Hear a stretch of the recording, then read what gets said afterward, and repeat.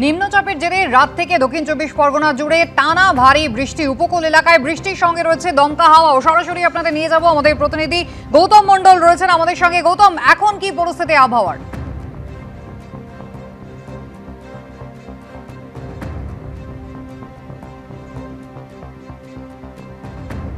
জোয়ার শুরু হচ্ছে আস্তে আস্তে, কিন্তু আকাশ কালো মেঘে ছেয়ে আছে।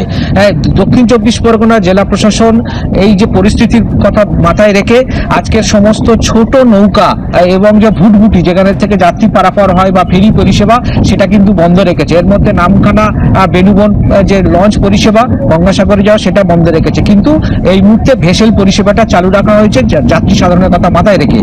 আজ কমলা সতর্কতা আছে, যেটা আমরা দেখতে পাচ্ছি যে গতকাল রাত থেকে একদম দফায় দফায় বৃষ্টি চলছে, ভারী এবং মাঝারি। এখনো আকাশ মেঘলা আছে, আজকে দিনভর বৃষ্টির সতর্কতা আছে। এই যে টানা বৃষ্টি চলছে তার ফলে এই যে সুন্দরবনে নদী এবং সমুদ্র বাঁধ, যেগুলো মাটির বাঁধ, যেটা প্রায় বেহাল অবস্থায় রয়েছে, সে প্রায় 500 কিলোমিটার, সেটা কিন্তু আস্তে আস্তে ভঙ্গুর হয়ে যাচ্ছে। আমরা একাধিক ছবি যেখানে দেখতে পাচ্ছি যে একদম গঙ্গাসাগরের সমুদ্র তট, সেখানে যেভাবে জলোচ্ছ্বাসের জেরে যে রাস্তা ছিল, গঙ্গাসাগরের কপিলমুনির যে তট সেটা ইতিমধ্যেই ভাঙছিল গত কয়েক বছর ধরে। এবারেরও এই যে দুর্যোগ, সেখানে ব্যাপক ক্ষতিগ্রস্ত হয়েছে এবং বড় বড় ঢেউ জলোচ্ছ্বাস আছড়ে পড়ছে সমুদ্র তটের থেকে একদম, এবং সেটা ভাঙতে শুরু করেছে, ইটের রাস্তাও ভাঙছে।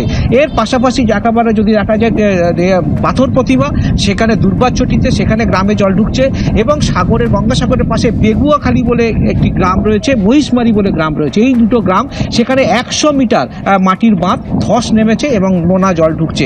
সব মিলিয়ে পরিস্থিতির উপর নজর রাখছে দক্ষিণ চব্বিশ পরগনা জেলা প্রশাসন। গতকাল গঙ্গাসাগরের ওই ভাঙন কবলিত এলাকায় গঙ্গাসাগর কোস্টাল থানার পুলিশ এবং বিডিওর পক্ষ থেকে গেছে প্রশাসন, তারা দেখেছে। এবং এই পরিস্থিতির মাঝে দাঁড়িয়ে আজকে দিনভর যেভাবে তার উপর পর্যালোচনা হবে, এবং পরিস্থিতি যে কন্ট্রোল রুম খোলা হয়েছে বিভিন্ন ব্লক এবং এসডিও অফিসে, সেখান থেকে পুরো বিষয়টা মনিটর করা হচ্ছে। কুসুমিতা, ধন্যবাদ। একদিকে প্রধানমন্ত্রী আসছেন, তার সঙ্গে যেমন চাকরিহারা আন্দোলনকারী তারা দেখা করতে চান, অন্যদিকে ইতিমধ্যেই কালীঘাট পৌঁছে গিয়েছেন 2016 যে এসএসসি মহিলা যারা চাকরিহারা।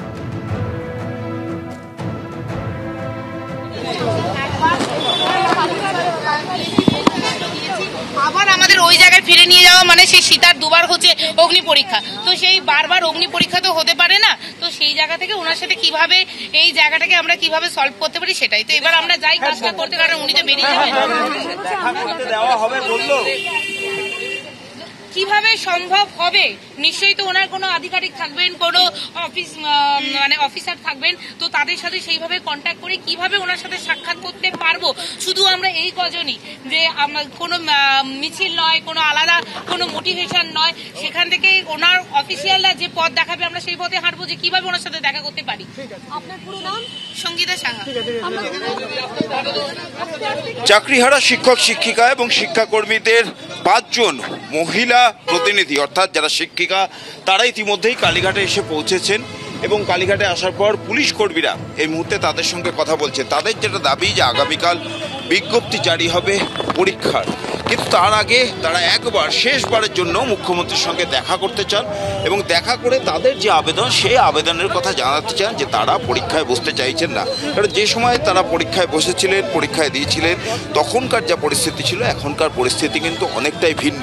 একদিকে তাদের স্কুল যেতে হবে, তার সঙ্গে সংসার সহ নানান অন্যান্য বিষয় রয়েছে, এবং এই পরিস্থিতিতে তারা আবার নতুন করে পরীক্ষায় বসতে চাইছেন না। তাই একদিকে প্রধানমন্ত্রীর সঙ্গে যেমন একাংশ দেখা করতে গিয়েছেন, এবং অন্যদিকে যারা শিক্ষিকা রয়েছে, যারা আন্দোলন চালিয়ে যাচ্ছেন বিকাশ ভবনের সামনে এতদিন ধরে, তাদের মধ্যে কয়েকজন শিক্ষিকা আজকে কালীঘাটে এসে পৌঁছেছেন। এবং এই মুহূর্তে দেখা যাচ্ছে যে পুলিশ কর্মীরাও সেখানে রয়েছেন, এবং তারা পুলিশ কর্মীদের সঙ্গে কথা বলছেন যে কিভাবে তারা মুখ্যমন্ত্রীর সঙ্গে দেখা করতে পারেন।